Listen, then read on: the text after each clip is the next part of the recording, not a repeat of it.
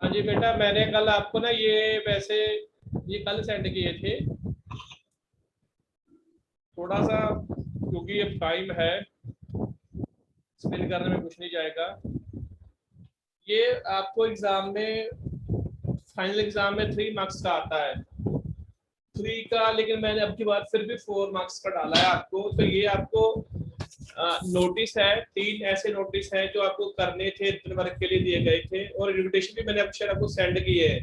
ये पता नहीं क्या है, मैं ये नोटिस है, ठीक है कि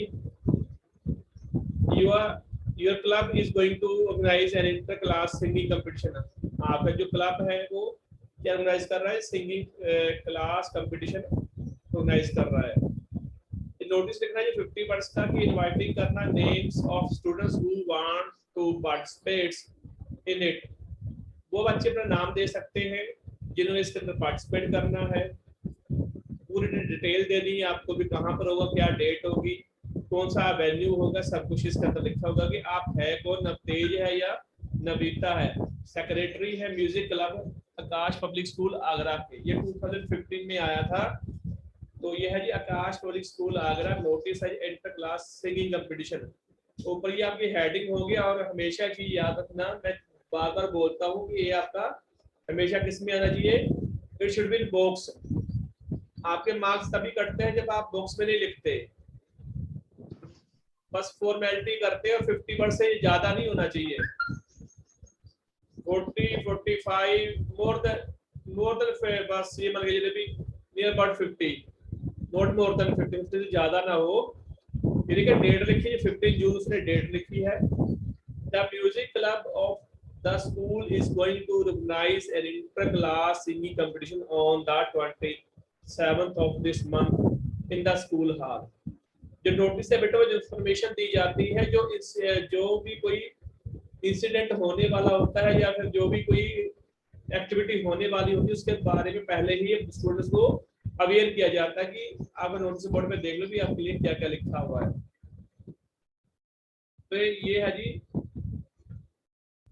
27 मार्च को होगा, इसी महीने, सॉरी 27 है जी डेट, ये जून की डेट दी गई उन्होंने। और 27 ऑफ दिस मंथ में ये होगा जी। और वो कहाँ होगा, वेन्यू क्या है इसका जी, वो है जी स्कूल हॉल। जो स्कूल हॉल है जो एडिटोरियम होगा स्कूल का, वहां पर होगा।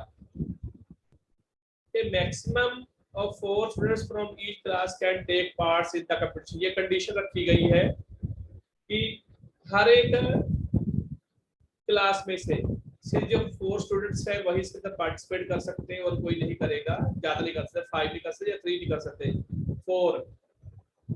Those who want to participate in the competition should give their names to the undersigned by the 20th of this month। उन्होंने आगे क्या बोला है, जो बच्चे इसके अंदर पार्टिसिपेट करना चाहते हैं इस कंपटीशन के अंदर, तो उनको अपने नाम 20 तारीख तक, ये 15 जून को लिखा है, 20 तारीख तक अपना नाम दे सकते हो।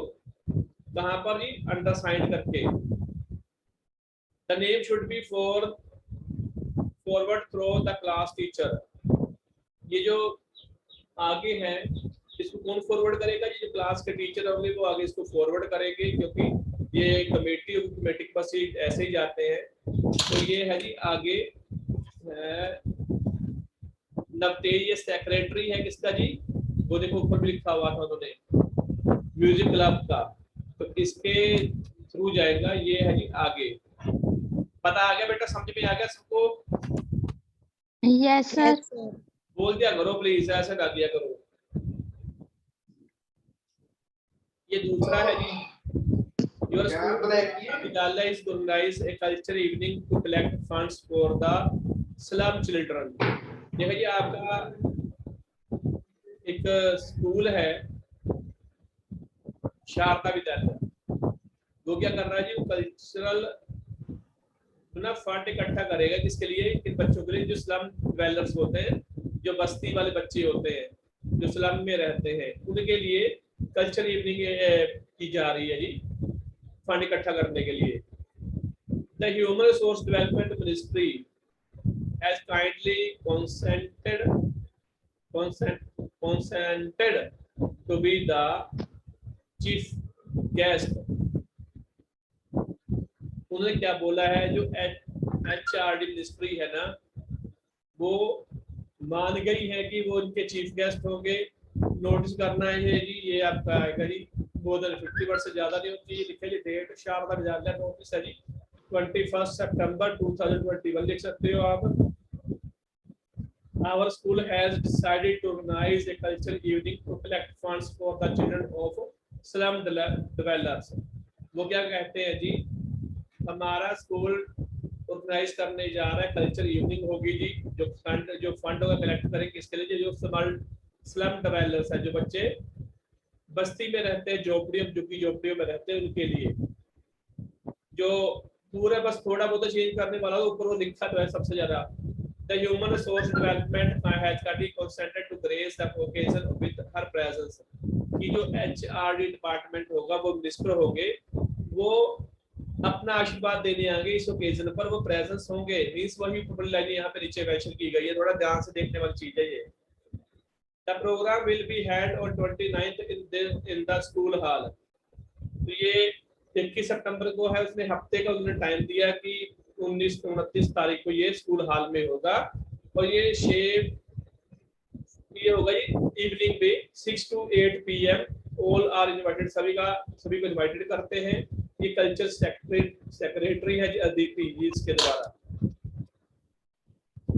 और भी देख लें।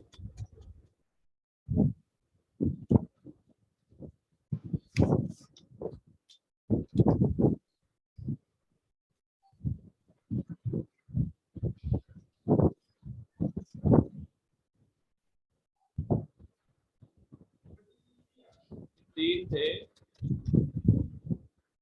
चलो ये तो मैंने आपको वैसे 3 है, और देख रहा हूँ।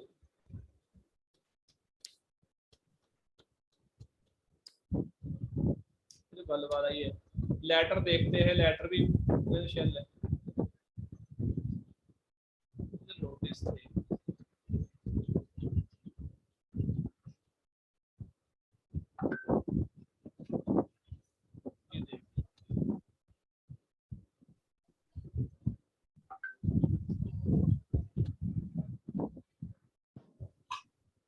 हाँ जी बेटा, ये लेटर है और ये है आएगा, वैसे तो आता है 6 मार्क्स का आता था पहले, लेकिन अब ये आएगा 5 मार्क्स का, इससे ज्यादा नहीं आएगा, क्योंकि बहुत सारे इसमें चेंजेस किए। CBSE बोर्ड है, वो ऐसा बोर्ड है जो हर साल नया काम करता रहता है और नई नई चीजें इसके अंदर डालता रहता है। पेपर के पैटर्न में बहुत ज्यादा वो चेंजेस करता है, हर साल करता है, कोई नई बात नहीं है, हर साल नई चीज सीखने के लिए मिलती है वहां से। तो इसलिए आप पूरे ऑर्थोडॉक्स नहीं हो सकते कि पूरा आपको यही लगे कि हाँ जी जो लिखा वही जो पिछले साल भी आया था वो भी इस साल भी आएगा, ऐसा कुछ नहीं होता। ये हर साल कुछ ना कुछ चेंजेस करते रहते हैं ताकि हम लकीर का फकीर ना बन जाए, इस सेम चीज को हम अडॉप्ट ना करें। वो धीरे धीरे जैसा उनका सिस्टम है उसके अकॉर्डिंग वो चलता है। इन्होंने लिखा है जी प्रॉब्लम इन कम्यूटिंग की क्या समस्या देखते हैं जी, आपको बताते भी हैं। कम्यूटिंग होती है बेटा जो डेली अप डाउन करते हैं, वैसे हम बोलते हैं मैं डेली अप डाउन करता है, डेली अप डाउन नहीं होता, कम्यूट होता है जी, आना और जाना। जैसे हम स्कूल डेली आते जाते हैं, ऑफिस जाने वाले ऑफिस गोवर होते हैं, स्टूडेंट्स गोवर, स्कूल गोवर बच्चे होते हैं, ऐसे ही उनकी समस्या के बारे में बताया गया है। मैं पहले सीधा स्टार्ट करता हूँ जी। ये एड्रेस लिखा सारा, ये न्यूज़पेपर के एडिटर होता है न्यूज़पेपर का, उसको ये चिट्ठी लिखी जाती है। Delhi through the column of your esteemed paper, बोलता है जी आपके जो स्टीम्ड पेपर उसके कॉलम के through I want to highlight, मैं हाईलाइट करना चाहता हूँ the problems faced by commuters during the peak hours traffic. जब कम्यूटर्स को फेस करनी पड़ती है प्रॉब्लम, कब करनी पड़ती है, जब पीक आवर्स होता है ट्रैफिक का। ट्रैफिक आवर्स कौन से होते हैं? सुबह मान चलिए जी 7 से लेकर 9 बजे तक का टाइम, या 9 से 9:30 बजे का टाइम पीक आवर होता है, क्योंकि यहाँ पर सभी लोग अपने ऑफिस में, कॉलेज में, स्कूल में जाने के लिए दौड़ते हैं। और उसके बाद शाम को जो होता है वो भी पीक आवर माना जाता है, दोपहर में बच्चों की छुट्टी होती है मेन तो। In the morning and again in the evening, सुबह और शाम में। कम्यूटर्स इंक्लूड ऑफिस गोवर्स आते हैं, स्टूडेंट्स एंड मैनी अदर्स। इसमें कम्यूटर्स कौन होते हैं जी? जो ऑफिस जाते हैं, स्टूडेंट्स हैं, और दूसरे लोग हैं जो दूसरे अपना डेली काम करते हैं, शॉपकीपर भी हो सकते हैं। 1 मिनट।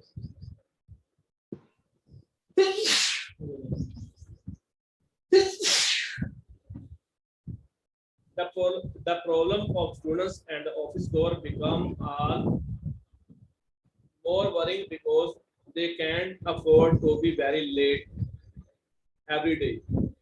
जो प्रॉब्लम है स्टूडेंट्स की और ऑफिस गोवर की बहुत ज्यादा क्या है, चिंतित है, क्योंकि वो दोनों अफोर्ड नहीं कर सकते कहाँ पर जाना, लेट होना हर रोज। एक दिन तो मान लिया लेट हो गए 5-7 मिनट, डेली अगर आप लेट हो गए तो फिर समस्या खड़ी हो जाती है। Due to heavy flow of traffic during the peak hours, इसकी वजह से, क्योंकि ट्रैफिक बहुत ज्यादा होता है इसकी वजह से। There are frequent jams on almost every road, हर जगह पर आपको जैम्स मिलेंगे, रोड ब्लॉक मिलेंगे, ट्रैफिक बहुत होती है। Everyone tries to get ahead of the other and there is a virtual chaos on all sides. वो बोलता जी हर कोई कोशिश करता है कि यहाँ से निकलने की, अपने आप को आगे लेकर जाने की, मैं दूसरे से पहले पहुंच जाऊं। और सारी साइड से क्या होता है हिसाब से ना, वो जब ऑर्डर नहीं होता ना, डिसऑर्डर में चीजें हो जाती हैं, एक रूल नहीं होता, तो वहाँ पे काउस फैल जाता है, अराजकता फैल जाती है, वही होता है। The very few men of traffic police posted on the roads, बहुत कम लोग हैं जो ट्रैफिक पुलिस वाले वहाँ पर लगाए जाते हैं ट्रैफिक को कंट्रोल करने के लिए। find themselves helpless to control the traffic, वो भी अपने आप को हेल्पलेस महसूस करते हैं कि वो कैसे कंट्रोल करें इसको। They can do nothing but blow their whistles, कुछ भी नहीं कर सकते बेचारे, सिर्फ अपनी ना विसल बजाते हैं ट्रैफिक कंट्रोल वाले। It is suggested that, ये आपको सलाह दी जाती है कि आपको कुछ more men should be put on the traffic duty during the peak hours, ये सलाह दी जाती है कि आप क्या काम करें कि बहुत सारे लोग आप वहां पर लगाएं जहां पर ट्रैफिक ड्यूटी पे लगाएं, जहां पर पीक आवर्स के दौरान। एक और चीज ने बोला, also know heavy vehicles should be allowed into the city during the hours, जो बड़े बड़े हैवी व्हीकल्स जिसमें ट्रक आते हैं उनको आप इस दौरान पीक आवर में आप शहर में एंटर न करने से बाद में एंटर करवाएं उनको। Hours of the traffic should be diverted or to some other route that are not so busy. सब बोला ट्रैफिक कंट्रोल करने के लिए एक चीज और कर सकते हैं कि जहां पर इतने हैवी ट्रैफिक होती है तो आप इसको थोड़ी और दूसरी जगह पर शिफ्ट कर सकते हो, जहां पर ज्यादा ट्रैफिक नहीं होती उन रोड्स में आप भेज सकते हो। ये है जी,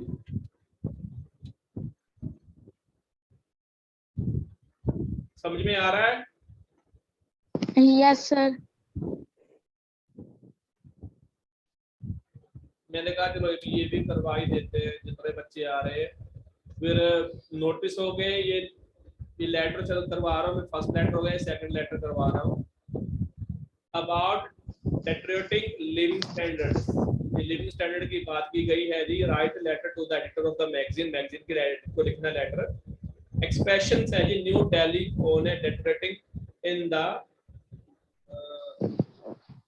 standard of living in your city, कि जो बहुत ज़्यादा सिचुएशन खराब है आपके एरिया की, आपके शहर की, तो आपको कैसे करना है, इम्प्रूव करना है। तो ये सजेशन देने आपको PMR, sign yourself as PMR कर सकते हो जी। ये पटेल नगर है जी, ड्रीम सिटी है, आप डेट लिख सकते हो जी। एडिटर है जी एक्सप्रेशन, ये कौन है जी? एक्सप्रेशन न्यूज़पेपर मैगजीन का नाम है, न्यू दिल्ली में है sir. I would like to utilize the column of your esteemed magazine to highlight the deteriorating standard of living in our city। बोलता जी मैं आपके मैगजीन का जो कॉलम है उसको यूटिलाइज कर मैं हाईलाइट करना चाहता हूँ जो प्रॉब्लम है जी, किसकी जी? स्टैंडर्ड ऑफ लिविंग की, वो किसके अंदर? हमारे शहर के अंदर डेटोरेटिंग हो गई है। The fast increasing population of the city has its very crowded and cramped। अब इसमें क्या होता है, जो तेजी से स्पीड से जो पॉपुलेशन है वो किसकी बढ़ रही है? शहरों की बढ़ रही है, जिसकी वजह से बहुत ज्यादा क्राउडेड हो गया है एरिया और cramped. The streets have become narrow and all open spaces have disappeared।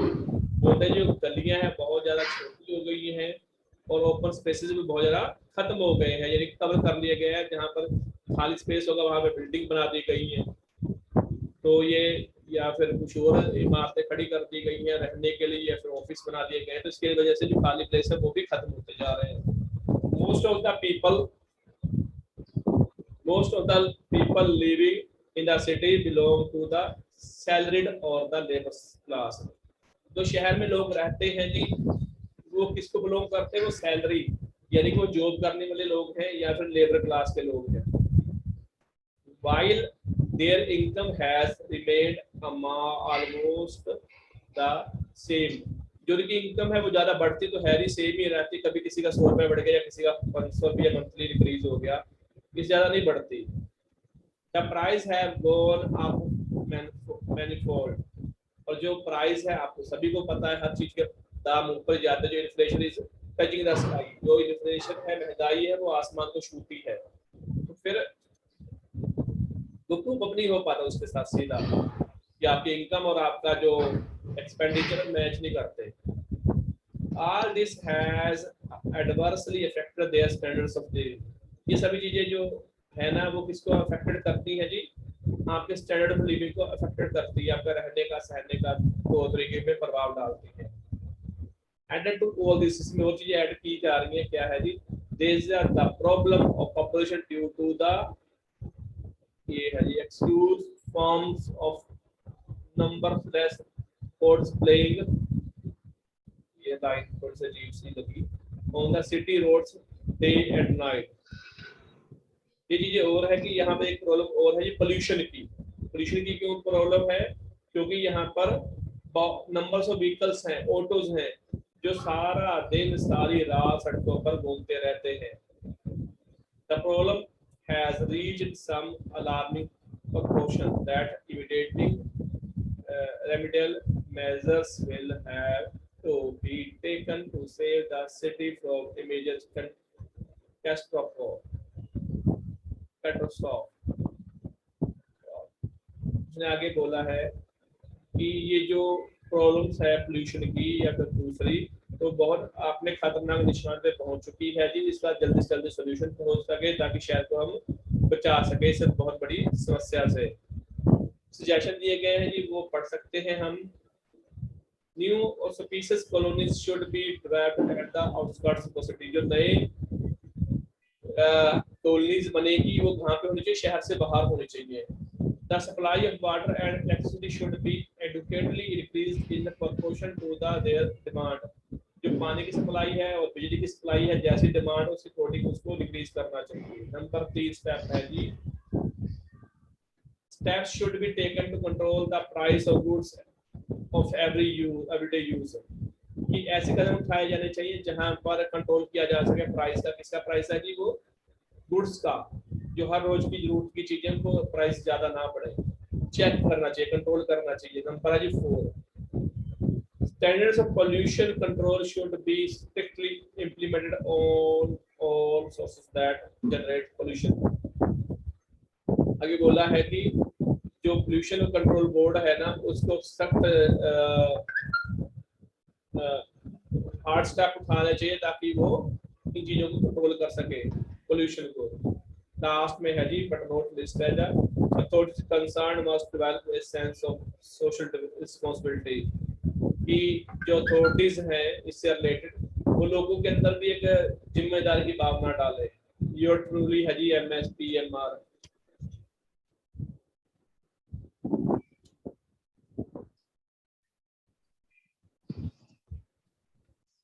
ये है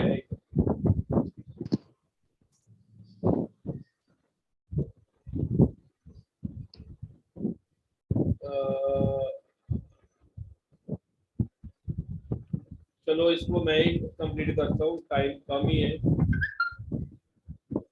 ये है जी स्टैंडर्ड ऑफ लिविंग है जी, इम्प्रूव करना ये लेडीज का, विमेन का। तो सीधे ही पढ़ते हैं, ज्यादा टाइम वेस्ट नहीं करते। ये एड्रेस है, इसको ध्यान से देख लेना।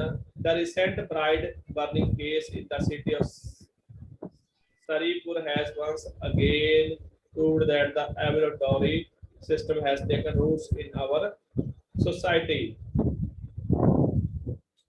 क्योंकि उसने बोला कि एक ना ब्राइड है जी, ग्रूम लड़का होता है, जो ब्राइड है वो दुल्हन होती है। तो यहाँ पर एक केस दिखा है जिनको, जहाँ पर शहर का ही सिरीपुर है ये, जहाँ पर एक लड़की को जिंदा जला दिया गया किसी कारण जी दहेज का। और ये प्रूव हो चुका है कि जो दहेज और राक्षस है, बुराई है, वो जो हमारे सिस्टम में या सोसाइटी में बहुत अंदर तक घुस चुकी है। It also proves that even after about 70 years of independence, और ये भी प्रूव हो चुका है देश की 70 साल की आजादी के बाद भी, we have not really progressed as a civilian nation, कि हम अभी तक वैसी तरक्की नहीं कर पाए सिविलियन नेशन की तरह जैसे दूसरी कंट्रीज हैं। The dowry system is a stigma in on our society। जो डोरी सिस्टम है, जो दहेज प्रथा है, वो हमारे सोसाइटी में एक, वैसे इसको बोलते हैं ब्लैक स्पॉट, बदनुमा दाग है। It is an insult to women, ये किसकी इंसल्ट है? वुमेन की इंसल्ट है। It is a matter of shame for me man, ये शर्म की बात है किसके लिए जी? आदमियों के लिए। द ग्रीड ऑफ डोरी has taken the lives of the very innocent person. जो लालच है ना, दाज वाला, दहेज वाला, वो बहुत सारे लड़कों की जिंदगी को खा चुका है, निगल चुका है। इनकी जिंदगी जो इनोसेंट गर्ल्स होती है, they are tortured physically as well as mentally. उनको फिजिकली भी टॉर्चर किया जाता है और मेंटली भी टॉर्चर किया जाता है। बहुत बार ऐसा देखा गया है, many a time they are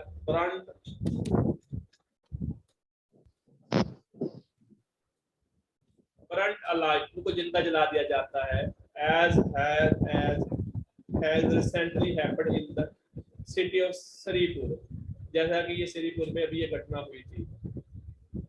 तो वी हैव अ लॉ, चाहे कानून है, which disallow the giving and taking of dowry, जहाँ पर ये कहा गया है कि दहेज लेना और देना दोनों ही गलत है, पाप है। फिर भी the evil is spreading day by day, ये जो बीमारी है वो दिन पर दिन फैल रही है।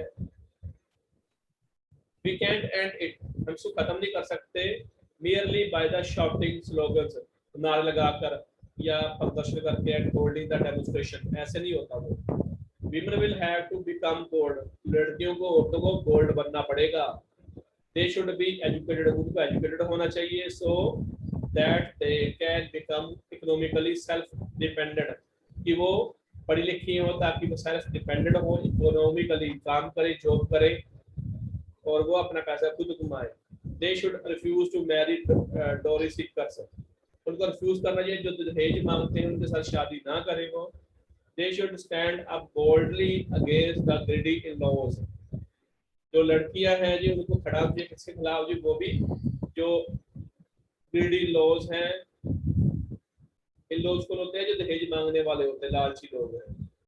who pesters from them for money and valuable after their marriage, जो उनको मंगवाते हैं जी शादी के बाद भी, आप सोना लेके आओ, गाड़ी लेकर आओ, लेके आओ, पैसा लेकर आओ, तो इन खिलाफ उनको बोल्ड होना पड़ेगा। अगले लिखा man should also try to wash off this dirty stigma, कि जो आदमी है उनको भी इसको साफ करना चाहिए, इस बीमारी को, स्टिग्मा को, डर्टी स्टिग्मा को। They should take a vow, कसम खानी चाहिए, नॉट टू डिमांड और accept any dowry at the time of their marriage, कि वो शादी के समय ना तो दहेज लेंगे ना उसकी डिमांड करेंगे। तभी इस बीमारी से आप छुटकारा पा सकते हो। इसके लिए विल पावर की जरूरत पड़ेगी और ये बीमारी अपने आप खत्म हो जाएगी। ठीक है जी। Now I am stopping the share screen. कुछ पूछना तो पूछिए आप। मैंने नोटिस भी करवा दिया, आपको एक्सप्लेन किया 1 बाय 1, और आपको लेटर भी 1 बाय 1 एक्सप्लेन किए हैं। इसके बाद भगवान का नाम जब मर्जी ले लेना। एक चीज हो रहा है जो मैं आपको सेंड करूंगा, वो है जी, आज देखता हूँ मैं आपको क्या है, आज आपको सेंड किए जाएंगे इनविटेशन। ठीक है जी। पूछे उसके बाद में क्लास ओवर कर रहा हूँ जी।